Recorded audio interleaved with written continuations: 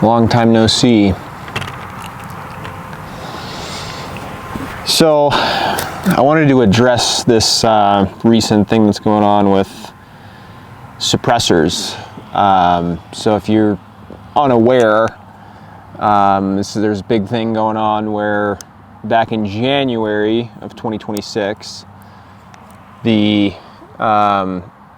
basically the tax stamp that was always there for suppressors and SBRs and etc., but specifically suppressors was rescinded, was taken away, and the only thing that was left was the registration, right? The the suppressor form 4 was still there, and the registry is still there. And so a lot of people, celebrated, and it's a step in the right direction. I can't say it's not a step in the right direction, but recently now, and as of today, it's August 14th when I'm recording this, there has been a ruling in Texas where a judge ruled that the registry is therefore null and void because the entire thing rested on the levying of the $200 tax on the suppressors. And so now what we're seeing is quite a few FFLs around the country. I mean, all of them are getting countless phone calls from people calling, asking and seeing if they need to fill out the form, the ATF form, in order to get a suppressor in order to buy a suppressor, or if they can just go in and purchase a suppressor. Now, what has happened, even at the FFLs and even at the gun dealers that have proceeded to sell suppressors to the public without doing the ATF Form 4 paperwork, they've still, as far in my estimation and the way I've seen it, I haven't heard of any FFLs or any dealers selling suppressors without any paperwork. But what they have done is they're just selling them like guns, like regular guns now, where the person purchasing the suppressor now has to fill out a 4473. Now, if you don't know what a 4473 is, basically criminal background check done by the FBI, that's filled out every single time you go to a gun store to purchase a firearm, right? Now, that kind of puts into question, is a suppressor considered a firearm, which in the eyes of the ATF, clearly it does, because, they're serialized and whatnot, and they're treated as such. But the kind of the surprising thing, or the thing that caught me by, well, not necessarily by surprise, but that's kind of how should I say, revealing, is that instead of just going all the way with it, right, these gun stores, and of course the incentive isn't there to go all the way with it, obviously, because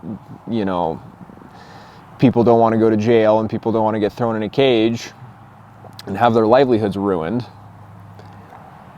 But the FFLs that are already deciding, that are already going through with, okay, so now we're gonna, even though the whole thing is kind of in a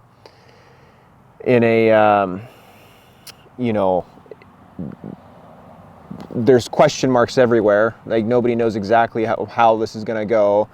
The ATF still has, 60 days, where they said that they're gonna respond in 60 days. They're going to just drag it out for a final ruling. The gun stores that are going through with it now, instead of going all the way, they're still making all of their customers fill out the bullshit, 4473 form, which historically there have been countless examples that one can point to where, as they're not supposed to, because ostensibly the idea is that you fill out this form and they stow it away for an X amount of time and then they get rid of it. Well, there's been many, many, many instances that have been documented online where the gun stores, the FFLs that have them, keep them indefinitely, and that the ATF has ready access to them anyways, right? So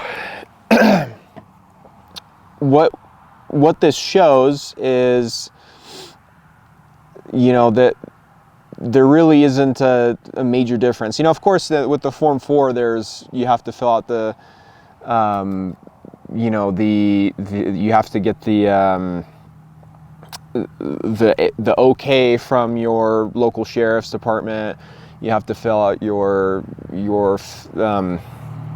fingerprints, all of that kind of stuff, right? They basically have to have your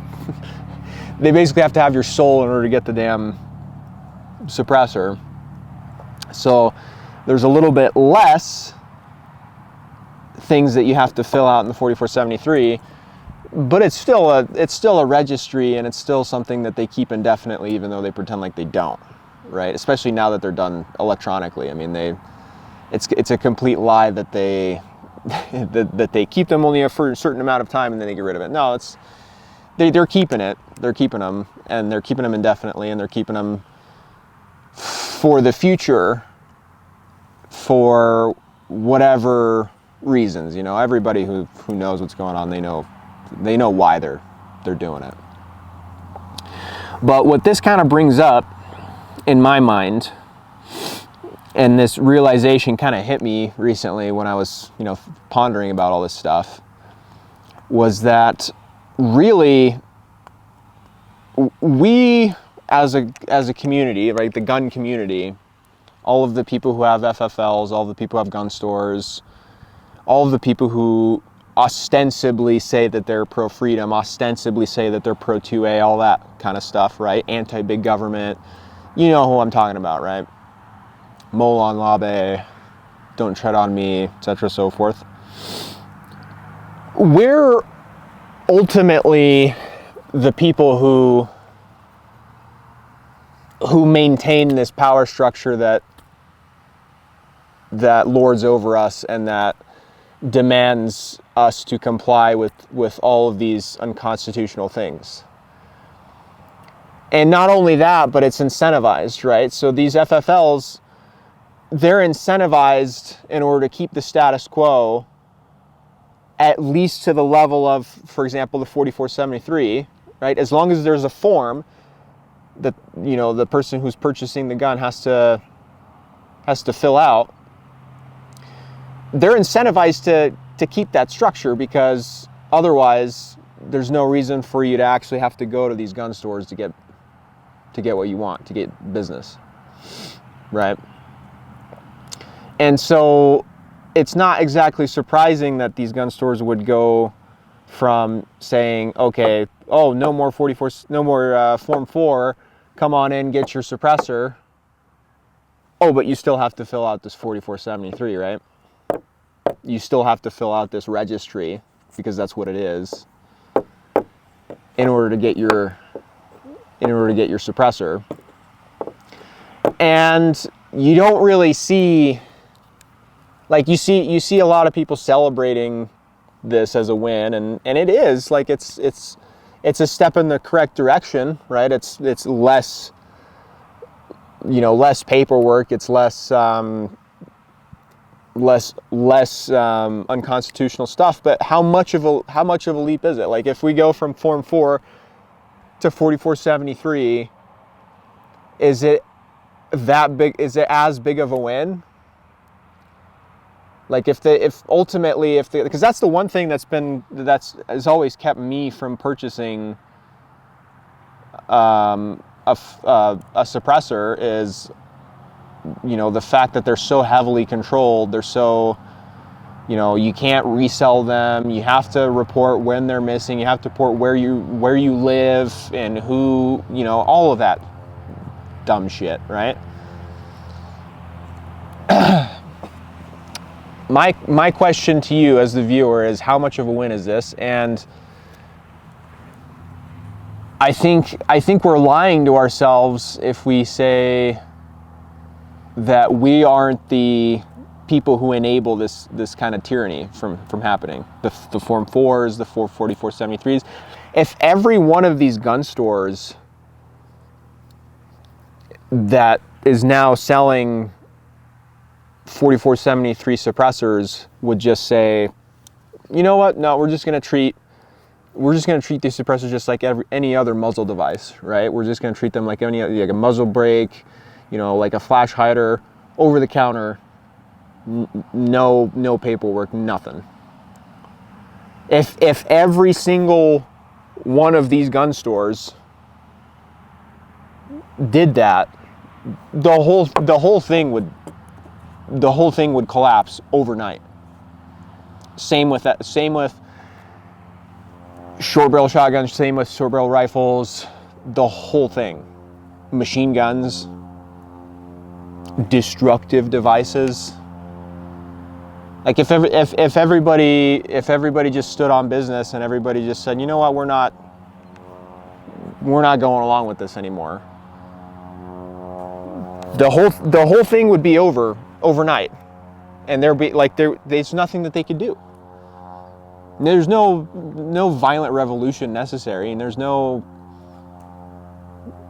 violence necessary. It would just be, we're not doing this anymore. We're just gonna, and it's not to say that they wouldn't try to coerce. That's what the state does. The state's MO is violence, right? So of course they would try to pull some stuff, but ultimately, you could go about it in just the pacifist way, the Gandhi way, and just say, no, we're not doing it anymore. And there's literally nothing they could do about it. Like there's too many people, and there's too many gun stores out there, etc. But like I mentioned before, there's a vested interest that these FFLs have in order to keep the status quo. They have a vested interest in maintaining some level of paperwork because that's what brings customers in. So you don't see very many, I haven't seen any gun stores saying, you know what, screw this whole thing. We are just going to sell these inanimate objects without the approval of the ruling class. You don't see that. So even though this is a step in the right direction, what's happening, we also don't know why this is happening either. Like, we don't know why they're stalling. We don't know what ultimately is going to come of this. There's a chance in my mind that all of these suppressors that are being bought by 4473 now, that the status quo comes right back around and says, nope, those are illegal. All of the people that have now purchased them, which is probably, it has to be in the millions now, all of these people are felons. Every single one of them, and they're all going to jail. And it's possible that they might try to pull something like that. Maybe, I don't know. I don't know what the, and there's other thing too. It's like, why now? Why is this happening now? And, part of me even thinks that maybe it's just that maybe just they don't care anymore. Like maybe they're at a point where they think it really doesn't matter if people have access to these things, if people have suppressors, if people have whatever, like, because they have enough material means, they have enough data centers, they have enough artificial intelligence to basically just weed out any opposition to what they have planned for the future. That could also be the case. I don't see why not. I don't see why that's an unreasonable thing to consider. So it's going to be interesting in the next 60 days or however many days that they said that they need in order to respond, what they come out with, right? If they say, all right, whatever, you can go ahead and have 4473 suppressors. I think if they do let go, then that's how far they're going to let go. It's still going to be considered a firearm. It's still going to be considered a destructive device or whatever, and it's still going to be regulated in such a way to where you have to take the 4473 background check / registry if you want to go buy one. Because I don't see them selling them over the counter. They're not going to let go of that much power. But I guess the main point of this video is just reassessing the situation and actually assessing it in a sober way, not just this intoxicating, like, oh yeah, this is fantastic, you know, this is great, this is nothing better. And if you say otherwise, you're a pessimistic, you know, whatever. I think there's obviously shenanigans afoot, and you know, regardless of what the truth is, you know, this is the war is not over by any stretch of the imagination. And you know, until we get back to the way things were in like the 1910s, 1920s, where you could buy a Sears catalog for 15 cents and buy a Thompson submachine gun off of there for $20, I think the problem is going to persist, and it's going to be interesting. So thank you for watching, and I'll see you in the next one.